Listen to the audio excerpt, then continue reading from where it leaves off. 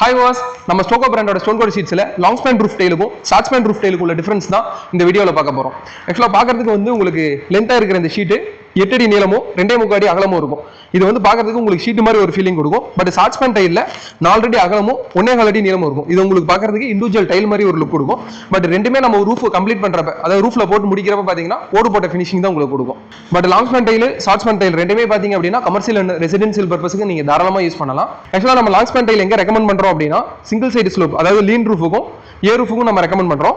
Short span tail எங்க prefer பண்றோம் அப்படின்னா உங்களுக்கு கேரளா ரூஃப் அதாவது ஹிப் ரூஃப் டிசைன் சொல்லுவாங்க. எதுக்காக அப்படின்னா உங்களுக்கு வந்து ஷார்ட் ஸ்பேன்ல வந்து வேஸ்டேஜஸ் கம்மியாகும், கட்டிங் வேஸ்டேஜஸ் கம்மியா இருக்கும்.